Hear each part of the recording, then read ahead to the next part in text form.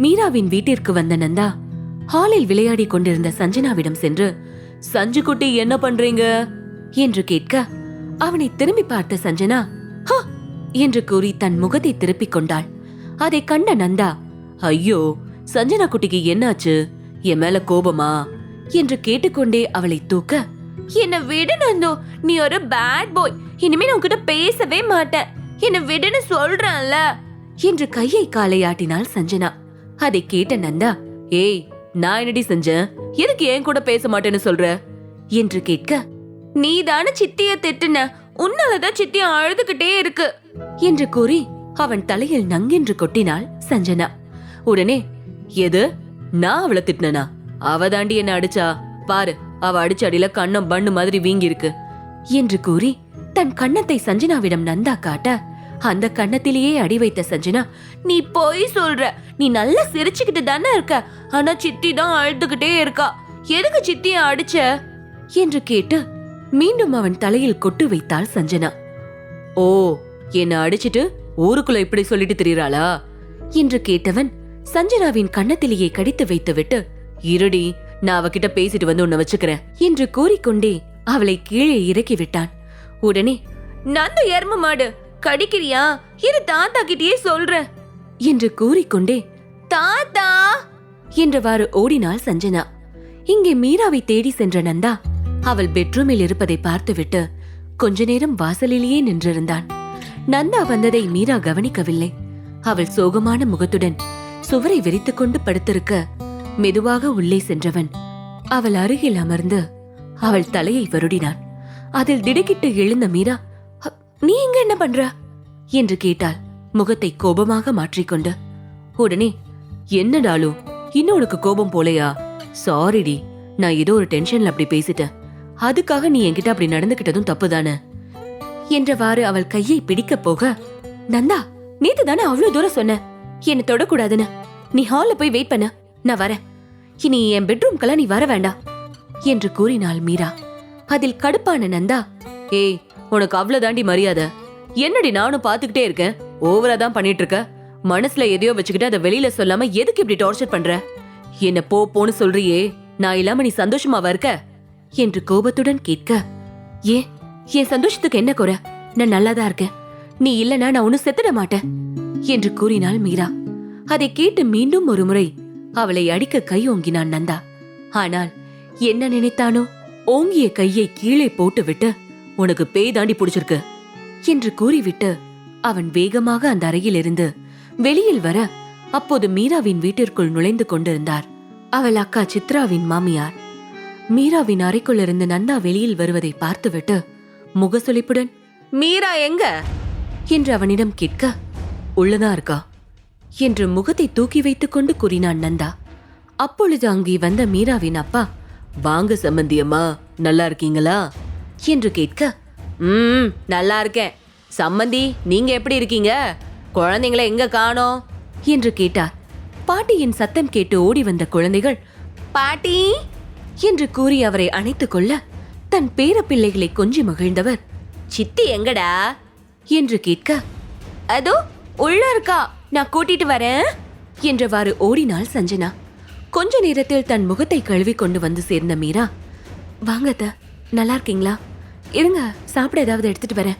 மீராவை தடுத்து நிறுத்திய பிரபாவதி, இப்படி உட்காரு மீரா, நான் உன்கிட்டயும் சம்மந்திக்கிட்டயும் ஒரு முக்கியமான விஷயம் பேசணும் என்று கூற, நான் கிளம்புறேன் அங்கிள் என்று கூறிக்கொண்டே அங்கிருந்து கிளம்ப போனான் நந்தா.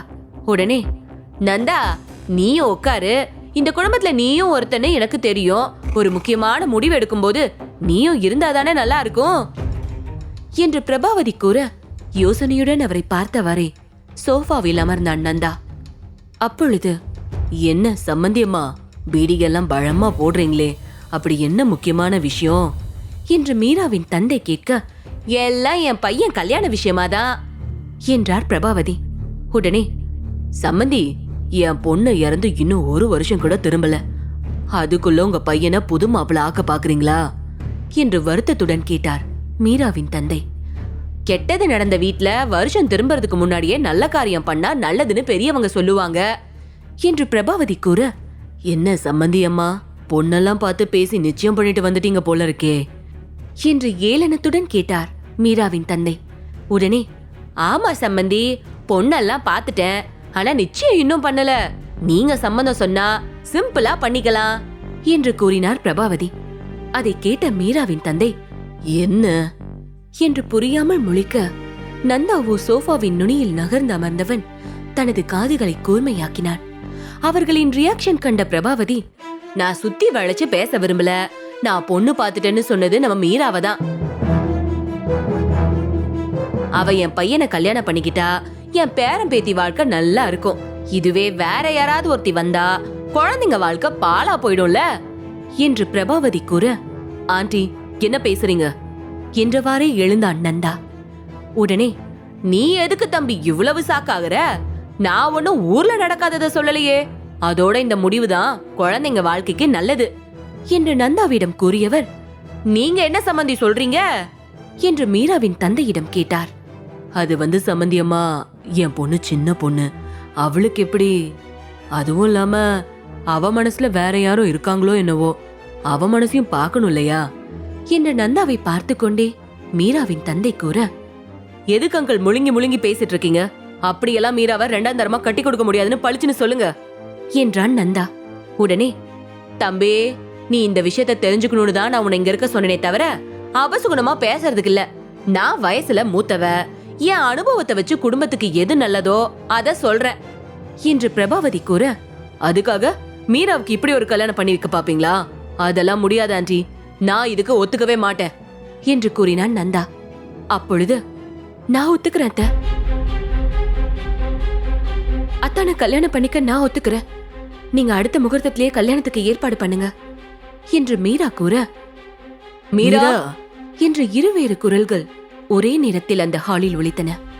ஆனால் நந்தாவை கண்டு கொள்ளாத மீரா தன் அப்பாவிடம் திரும்பி, அத்தை நல்லா யோசிச்சுதானப்பா முடிவெடுத்திருக்காங்க. நம்ம குழந்தைங்க நல்லா இருக்கணும்னா நாம சில விஷயங்களை செஞ்சுதான் ஆகணும்.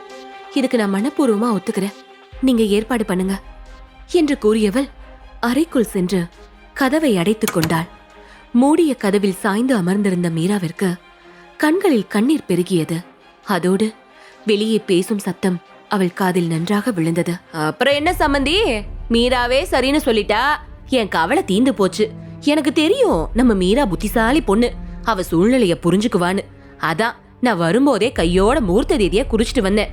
இன்னும் 10 நாள்ல நல்ல முகூர்த்தம் இருக்கு, நான் தம்பிய வர சொல்லிடுறேன், அந்த முகூர்த்தத்திலேயே கல்யாணத்தையும் வச்சுக்கலாம் என்றார் பிரபாவதி.